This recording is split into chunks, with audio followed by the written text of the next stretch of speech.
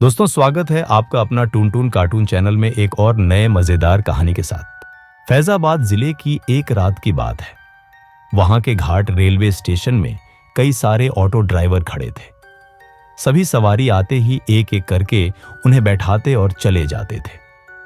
जैसे ही रात ज्यादा होने लगी, ज्यादातर ड्राइवर अपने घर को चले गए।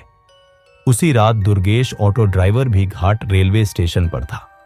वो भी दूसरे ड्राइवरों की तरह घर जाने ही वाला था। तभी उसे याद आया कि एक पैसेंजर ट्रेन आने वाली है। दुर्गेश और 3-4 ऑटो चालक उसी पैसेंजर ट्रेन के इंतजार में रुक गए। तभी जोर जोर से बारिश होने लग गई। रात तो थी ही, लेकिन बादलों की वजह से चांद की रोशनी भी नजर नहीं आ रही थी। बादल गरजते और बिजली चमकती तो कुछ उजाला नजर आता, वरना अमावस्या से भी ज्यादा काली रात हो गई थी। कुछ ही देर में पैसेंजर ट्रेन आई। दुर्गेश को ट्रेन से एक खूबसूरत सी लड़की उतरती हुई दिखी, जिसके कंधे पर एक बैग और हाथ में एक सूटकेस था। वो लड़की सीधे दुर्गेश के पास गई और कहने लगी कि मुझे रामपुर जाना है। दुर्गेश ने कहा कि अभी बहुत रात हो रही है, इसलिए 700 रुपये किराया लगेगा। अगर आप सुबह जाएंगी तो मैं 200 रुपये में ही छोड़ दूंगा। लड़की ने जवाब दिया, मुझे अभी जाना है, आप ले चलिए, मैं पैसे दे दूंगी।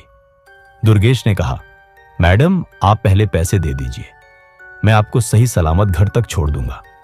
लड़की बोली, अभी मेरे पास सिर्फ 300 रुपये हैं, आप ये रख लीजिए, घर पहुंचते ही आपको बचे हुए 400 रुपये दे दूंगी। इतना सुनते ही दुर्गेश ने कहा, ठीक है मैडम, आप ऑटो में बैठ जाइए। कुछ ही देर में दुर्गेश ने उस लड़की को उसके घर के पहुंचा दिया। वो लड़की ऑटो से उतरी और घर के अंदर चली गई। दुर्गेश अपने 400 रुपये के इंतजार में खड़ा रहा। आधा घंटा बीत गया, लेकिन लड़की लौटकर नहीं आई। दुर्गेश के मन में हुआ कि अंदर जाकर देख लेता हूं कि वो अब तक क्यों नहीं आई। उसने घर की घंटी बजाई और जोर जोर से आवाज लगाने लगा। तभी एक बुढ़िया ने घर का दरवाजा खोला। दुर्गेश ने उससे कहा कि एक मैडम यहां ऑटो से आई थी, उन्होंने मेरे 400 रुपये देने हैं, वो अब तक पैसे लेकर बाहर नहीं आई। बुढ़िया ने हैरानी से पूछा, कौन मैडम? यहां तो मैं और मेरे पति के अलावा और कोई नहीं रहता। हां, मेरी बेटी पहले रहती थी, लेकिन वो 5 सालों से यहां नहीं रह रही है। दुर्गेश बोलने लगा, क्यों, अब वो कहां रहती है? मैंने शायद आपकी ही बेटी को यहां तक छोड़ा है, आप एक बार अच्छे से देखिए। बातों ही बातों में दुर्गेश की नजर सामने दीवार पर गई।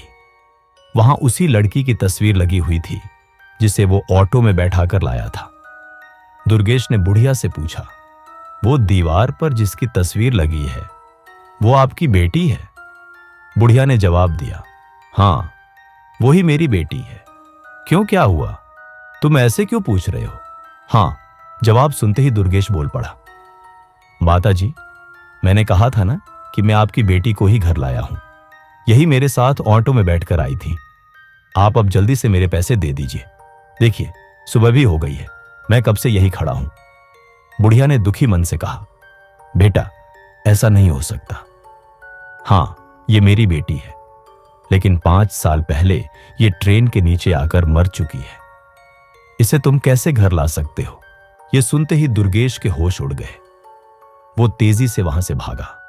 जैसे ही वो ऑटो के पास पहुंचा तो देखा कि उसकी सीट में 400 रुपये रखे हुए थे। उसने वो पैसे भगवान के सामने रखे और मंत्र का जाप करते हुए आगे की ओर बढ़ गया। उसके मन में हुआ कि आज तो सवारी बैठाने और पैसेंजर ट्रेन के लालच में मेरी जान जाते जाते बची है।